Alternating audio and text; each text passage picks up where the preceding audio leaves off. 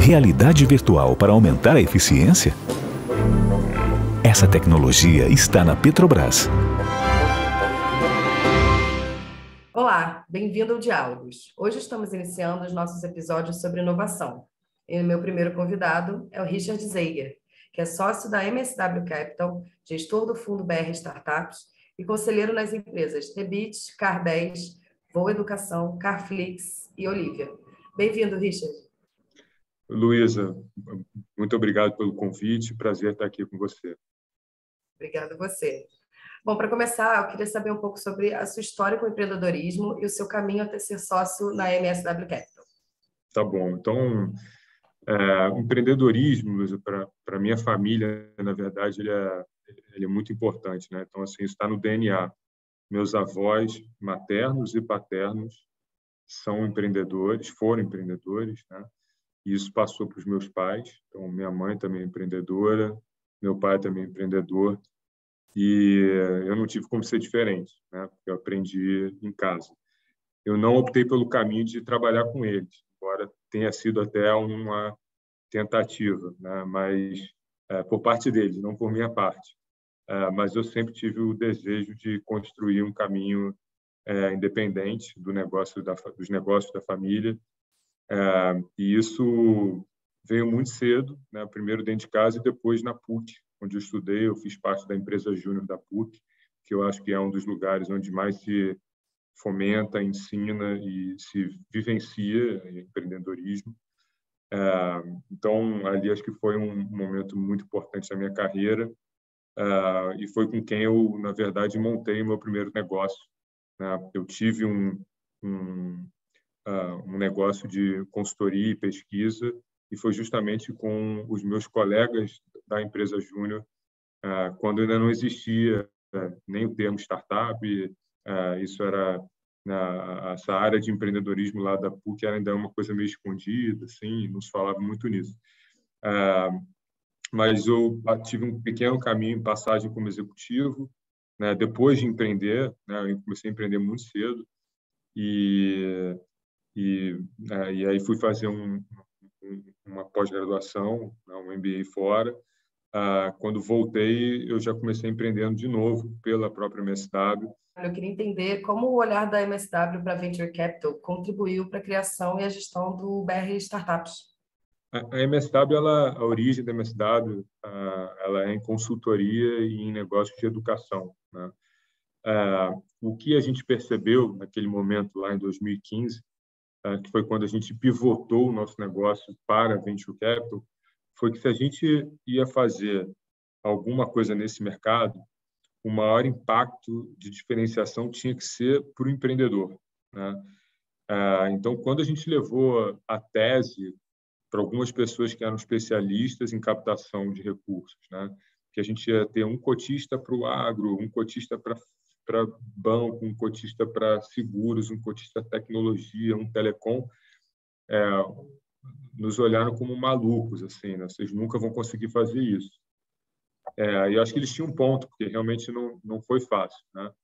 Mas a gente conseguiu uma coisa que uniu todas, né? Uniu essas corporações, que era o propósito de realmente fazer uma diferença para os empreendedores em que a gente investe, né?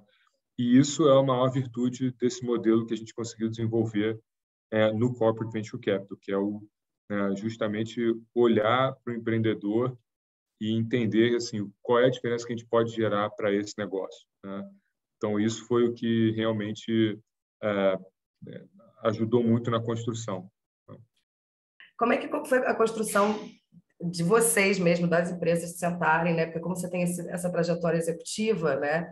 Com certeza contribuiu para a parte do corporate, né? Como que isso contribuiu assim nessa construção junto? Perfeito.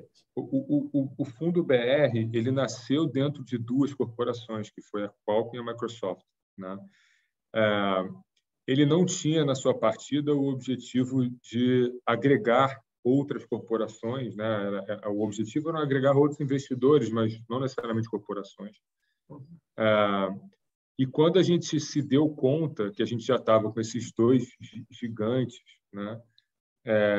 que a gente percebeu o momento que o ecossistema vivia, que era justamente o de muitas startups nascendo nos mercados dessas corporações e que as corporações precisavam fazer alguma coisa na perspectiva de investimento, mas ainda não tinham uma equipe, né, ainda não tinham expertise para fazer CVC dentro de casa.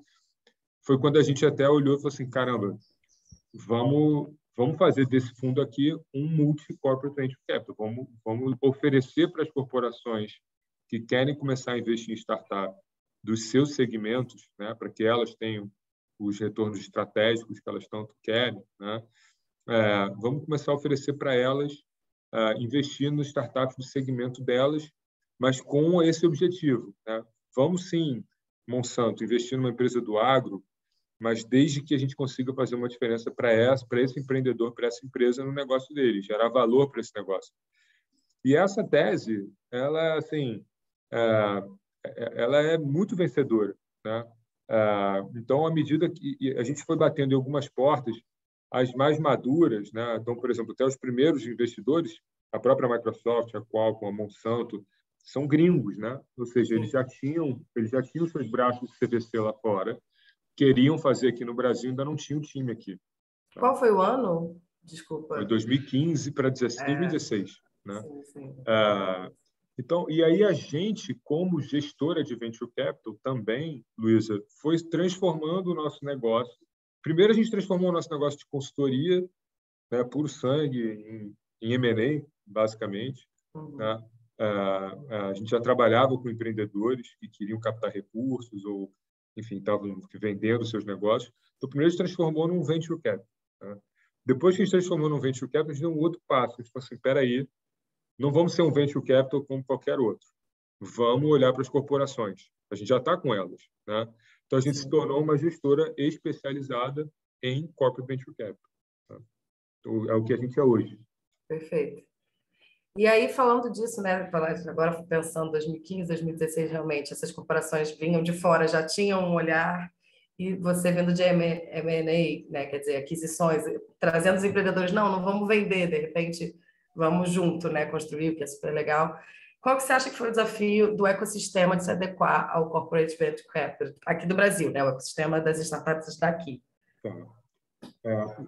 O mercado vamos chamar de mercado de inovação aberta, né, ele evoluiu desse ano de 2015 em diante, ele evoluiu muito para aqueles programas de desafios, né, onde as corporações lançam os seus desafios conforme os seus problemas, visando atrair startups, né, que queiram fazer negócios com essas corporações, mas nessa perspectiva de contratação, ou seja, prestação de serviços, né? Ainda não com olhar de investimento. E esse foi um momento muito importante do ecossistema, porque foi o que gerou o desejo dessas corporações que fizeram esses programas para perceberem que, caramba, a gente está dando contrato para essas empresas, estamos dando mentoria. Então, será que a gente não tem que investir um pouquinho também, né? E ajudar ela no seu desenvolvimento? Então, assim, essa foi uma passagem do ecossistema importante. Ainda rola, ainda é muito, né? Acho que é o maior produto das consultorias de inovação. São os desafios, né? Mas elas olham, tem dois problemas aí. O primeiro, olham para, né, as startups apenas como prestação de serviço, né? O outro é que elas conseguem fazer dentro de casa, de forma muito fácil, contratando uma consultoria para fazer. E aí, qual o grande desafio? O desafio é que as corporações elas têm essa vamos dizer assim, sempre tem isso na sua cultura de fazer dentro de casa, né? E fazer sozinho, com o seu time, com a sua competência. Sim. Só que a competência de uma empresa que lida com, vamos lá, com agro, por exemplo. Né? Agro, né? Uma empresa que vende sementes ou que vende, né, fertilizantes, né? Não é a competência dela não é investir em startups. Tá? Então, é óbvio que elas têm dentro de casa né, alguma área que lida com M&A, que lida com investimento em outros negócios, sempre, né? Imagina, estamos falando de grandes corporações, mas o jogo do investimento minoritário, né, que é o CVC, é um jogo completamente diferente. Então, assim, normalmente, esse é o primeiro engano e o desafio, né, que as corporações fazem vou fazer em casa. E aí delegam isso para uma área de M&A. E aí, as competências, né, a cultura que aquela área tem, de sempre olhar para si, né, de qual é a minha necessidade, atrapalha muito nessa relação com os empreendedores, com as startups, né? Então, acho que o maior desafio justamente é as corporações perceberem que, caramba, essa competência eu não tenho aqui, eu preciso de uma gestora especializada, eu preciso não, né, de um executivo que vem dessa indústria do venture capital, né, para poder realmente fazer um programa de corporate venture, né? Porque a gente está esse é um mercado de reputação e que você tem pouco espaço para errar, né? Se você erra nos seus primeiros investimentos, eu não estou falando de errar e investir em empresa que vai quebrar, isso vai acontecer. Estou falando de errar na postura com o empreendedor. Tá?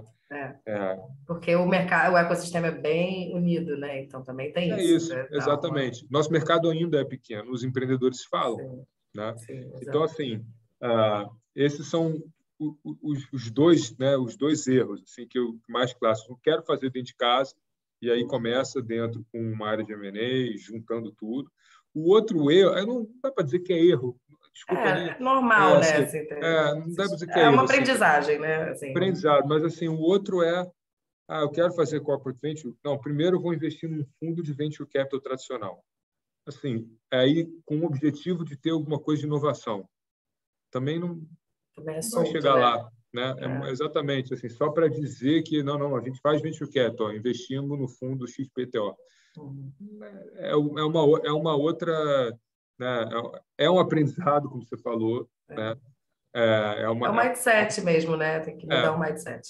Mas assim, eu diria que tem outras formas, né, mais inteligentes, mais precisas de fazer isso. Sem dúvida. E aí, então, isso já tem um pouco respondido dessa próxima pergunta, que é como que se dá essa originação da MSW e como que vocês fazem a captação no mercado, né, dessas empresas? É por chamada? Vocês captam as startups? Criado o fundo, né? Como que vem essa captação? Então, a gente acabou que trouxe o mundo, né, da inovação aberta, dos desafios, ao mundo do venture capital, né? Não é muito tradicional, assim, usual, uma gestora de VC tradicional fazer uma chamada no mercado. Tá? A gente mudou um pouquinho essa lógica. Como a gente foi um dos primeiros a começar a trabalhar com corporação, o que a gente começou a perceber se eu tenho aqui um cotista que é um banco, eu preciso mandar um recado para o ecossistema que eu quero investir em fintech e que eu sou um bom investidor de fintech. E para fazer isso, a gente faz chamadas temáticas, né? Então, a gente costuma fazer chamadas conforme as verticais de interesse dos nossos cotistas. Isso normalmente acontece quando a gente começa um fundo, porque depois também você começa já a ser conhecido. Hoje, por exemplo, a MSW, a gente não precisa mais fazer chamada. Hoje a gente já chegam até nós em torno de 30, 40, às vezes 50 startups em um mês para a gente olhar. Mas as chamadas que a gente chama de, né, que são inorgânicas, ou seja, elas não acontecem de forma, não são, né, são uma forma artificial de você gerar um pipeline, elas são muito importantes. E quando a gente precisa abastecer aqui o pipeline de algum determinado setor e a gente quer criar algum tipo de, né, massa crítica, aí a gente faz chamada, né? Então, a gente tem essas duas formas de originar. De uma chamada, se você puder dar, de algum pilar específico dentro do fundo. A gente fez algumas chamadas. A gente fez chamada em fintech, fez chamada em agritech, a gente fez chamada em insurtech, a gente fez depois uma chamada multi, né? Ou seja, de vários segmentos. E assim, eu posso dar até números, né? A gente fez a primeira chamada que a gente fez foi uma chamada em agritech. E aí, isso foi em 2017, se eu não me engano, 16 ou 17. A gente originou em 45 dias em torno de 80 startups agritechs do Brasil. Bastante. E de várias tecnologias, várias soluções. Se você considerar que a gente está falando de 2017, 2016, é muita coisa. O censo daquele ano, que foi feito com as agritechs, identificou em torno de 100. Né? Ou seja, vocês tiveram 80%. Bem bom, né? Bem então, excelente, assim, né? a gente, e isso tem um valor para as corporações, né, que é enorme, porque imagina que em 45 dias, a Monsanto, que era o cotista naquela época, hoje é a Bayer, né? Em 45 dias, ela passou a saber quais são as principais agritechs no Brasil nas verticais que interessavam a ela. Né? Então, assim, em drones, em soluções para gerenciamento de fazendas, em soluções de marketplaces, em 45 dias. Né? A gente tinha um E mapa. foi Assim, bem Brasil, genérico mesmo, né? Vocês tiveram uma chamada no setor, por isso que vieram várias tecnologias diferentes. Exato. Excelente. Melhor forma, na verdade, de mapear o mercado, né? É uma forma excelente de você mapear o mercado.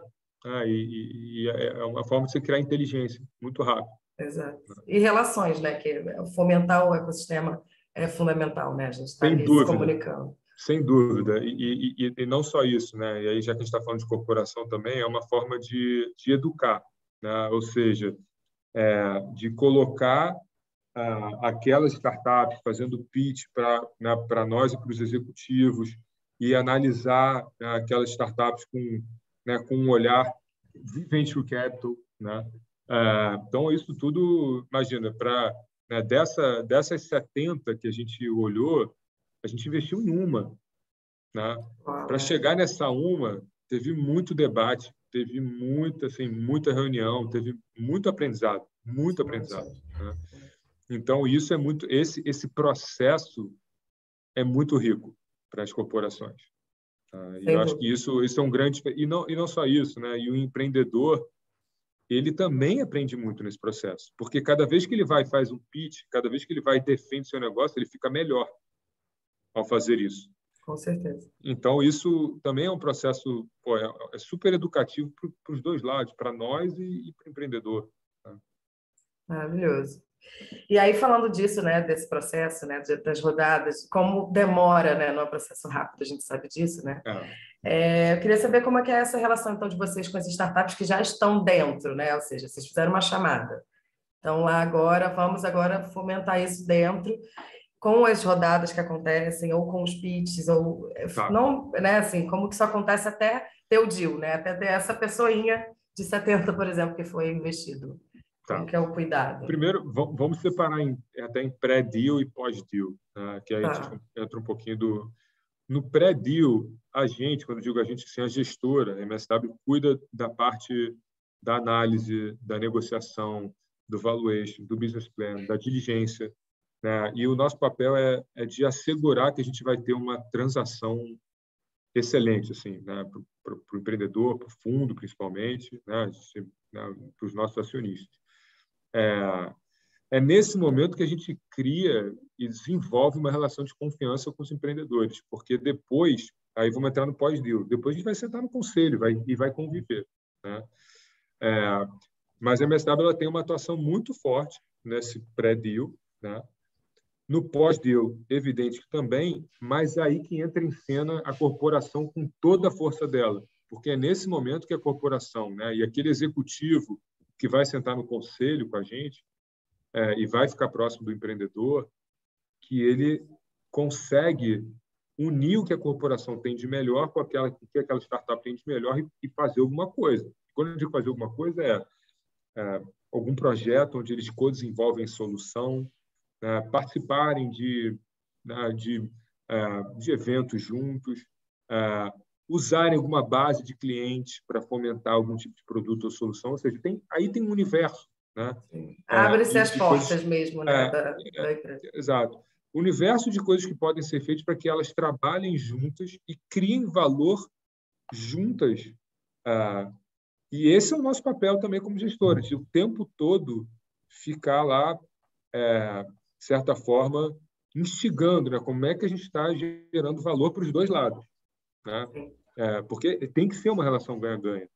Tem Claro. que ser uma relação ganha-ganha. Você virou sócio daquela empresa, né? Vocês viraram sócio. Então, e é isso que a gente chama, né, de smart capital, né? Então, assim, o nosso modelo ele tem smart capital na veia, assim. Ele nasce, né, smart capital. E aí a atuação, né, da gestora e da corporação ao lado do empreendedor, ela é bem próxima, né?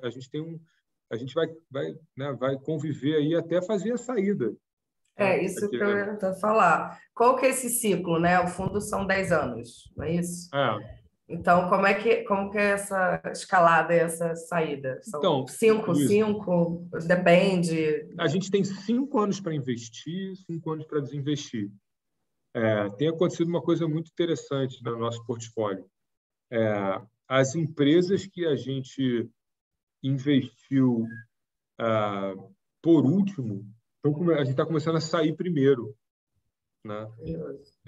E aí, até eu digo assim, que um prazo, um horizonte aí de 3 anos, no máximo 4 anos. As 2 últimas saídas que a gente fez, tinha 3 anos e meio, né, a relação com as empresas.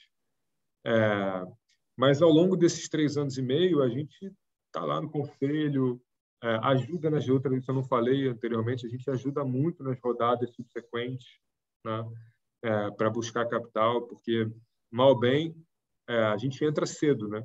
Então, a gente sabe que a gente precisa estar em nova companhia, né, com outros investidores no próximo ano e meio. Os ciclos de captação têm ficado cada vez mais curtos porque existe muita liquidez no mercado. Sim, sim. Esse fundo, eu não perguntei até, esse fundo, o primeiro BR, né? Porque a gente já em breve terá outro. Mas no BR foi quantos milhões? 35 milhões de reais. Excelente. E quantas empresas no total? A gente investiu num total de 15 empresas. E a gente tem feito aí algumas saídas. O ano passado foi um ano muito bom para nós. Então, eu acredito que em mais 2, 3 anos a gente consegue, se não sair de todas, mas né, ter um belíssimo resultado. Que ótimo, que ótimo. E aí, na sua visão, qual que você acha que são as tendências, então, em inovação aberta? Quais são os planos da MSW?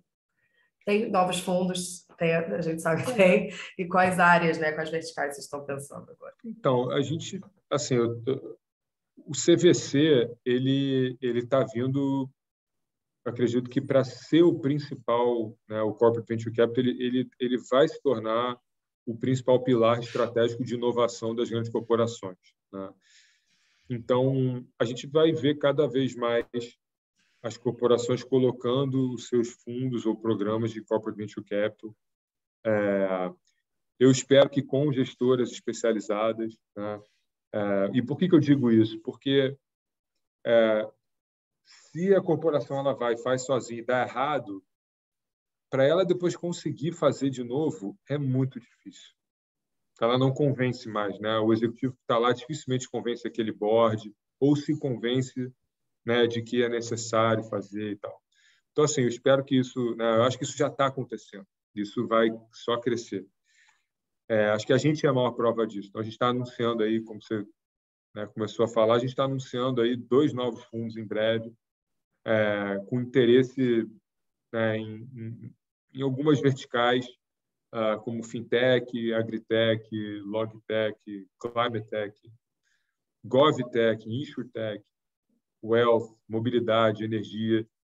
A gente é agnóstico né, de segmentos, até porque você vê que isso é muito abrangente. A gente tem preferência por esses. Agora, a nossa grande, acho que a vocação é justamente ser um dos primeiros investidores, né, institucionais, liderar os rounds, né? Não que a gente não possa co-investir, a gente co-investe também, mas a gente gosta de liderar. E assim, o nosso cheque vai crescer um pouquinho, né? No primeiro fundo, o cheque ele é o máximo, né, que era 2,5 milhões, ele vai poder ser agora de até 15 milhões. Né? Então, a gente está com esses novos fundos. A gente vai aumentar um pouquinho o tamanho do ticket inicial, justamente porque queremos ficar bem ali na Série A. Né? Não que a gente nunca vai sair do Seed, né? Nunca, a gente vai sempre fazer Seed, Série A, mas a gente vai poder começar pela Série A nesses novos fundos. Tá? Então, o que a gente não fazia no Fundo 1. E é sempre importante a gente entrar em empresas que já, ainda que a gente goste de ser um dos primeiros investidores, que já tem um produto ou uma solução, né, que já esteja, de alguma forma, vendendo, né, ou pelo menos tem um MVP, né, já tem alguma coisa material acontecendo. Né? Não é um PowerPoint, não é ainda uma ideia. Tem outros investidores para esse estágio. Né? O nosso tem que ser, por mais que seja early stage, a gente gosta de entrar em empresas que já estão um pouquinho mais maduras. Então, na sua opinião, qual a importância dos empreendedores pensarem em negócios de impacto? Né? Impacto é um tema que é bem forte. Né? A gente está aí vivendo no mundo e vendo como tudo é necessário, tem impactos positivos ou negativos. Então, na sua opinião, o que você acha? Por que os empreendedores têm que pensar em impacto? Luiz, assim, eu acho que boa parte das iniciativas de negócio inovadores que a gente vê hoje já tem uma componente impacto. Tá? Nem sempre elas nascem tendo impacto como a principal proposta de valor, mas elas endereçam impacto de alguma forma. E a gente gosta de negócio assim. Né? E eu espero que isso cresça. Boa parte dos investimentos que a gente fez pelo BR, sem usar a palavra impacto, né? Nem na hora de buscar né? e nem a própria empresa se vendendo assim, já fazia impacto. Né? Então, eu acho que é muito importante. Isso vai crescer muito. Ótimo, Richard. Eu também concordo com você em tudo que você falou. Eu queria saber agora qual a sua dica para as startups que estão buscando os fundos. Agora, prestem atenção, hein? Esse mercado de ESG, né, empresas de impacto e recursos para isso vai ter muito, né, e tem muito. Então, o que eu tenho acompanhado até e visto os decks das empresas é que elas se pintam todas de ESG. Né? E eu acho isso ruim. Né? Então, assim, a minha sugestão é que assim, você foque no impacto, né? Se você é um empreendedor que realmente tem isso genuinamente, né? Foca no impacto como consequência, mas não como destino final. Porque você corre, se não for realmente genuíno e legítimo que você está vendendo, você corre um sério risco de estar sendo percebido como uma roupa só, né? E não é verdadeiro. Né? Então, o teu negócio ele precisa ser sustentável acima de tudo. Né? E você precisa né, dar o exemplo. Então, a minha dica é essa, assim, foca... Né? Primeiro, você tem que ser um bom negócio. Né? Então, importantíssimo gerar impacto. Mas talvez não seja, né, como eu falei, o destino final. Talvez seja uma consequência. E acho que isso é muito importante evidenciar quando ele existe, né? Porque todo investidor vai correr atrás disso. Né? Mas não precisa ser, né, a bandeira, né? A proposta de valor do negócio. Né? Então, eu estou te falando, recebe negócio de vários segmentos, onde o cara se pinta de eu sou uma ESG Tech. Você não é uma ESG Tech, você é uma empresa de sensores que ajudam as empresas de água a usar menos água. Né? Tem um impacto importante? Tem. Você tem que falar disso. Mas não precisa se pintar assim. Né? Então, essa é a minha recomendação. Né? Porque aqueles investidores que se posicionam como impacto, eles sabem diagnosticar muito bem, né, se o que você está fazendo é genuíno para gerar impacto ou se é só uma roupagem. Tá?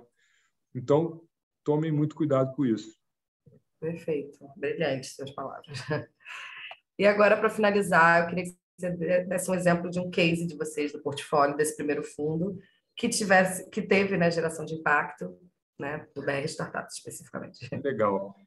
Olha, o BR Startups tem vários cases de impacto, né? Tem a Tebit, que ajuda muito no agro, tem a Quero Quitar, que tira aí milhões de pessoas que são devedoras, né?